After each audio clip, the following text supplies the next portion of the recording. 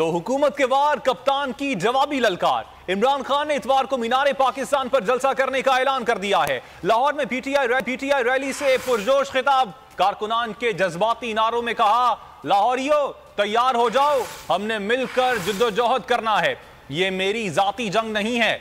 इतवार को दिन 2 बजे मीनारे पाकिस्तान पर जलसा होगा। चेयरमैन तहरीक इंसाफ ने वाज़ेह किया, तोशाखाना केस में सब दूध का दूध और पानी का पानी हो गया। बैरूनी फंडिंग केस में नून लीग की फंडिंग सामने आएंगी तो सब पता लग जाएगा। रैली से वाज़ेह हो गया कि हुकूमत रैली क्यों नहीं निकालने देती।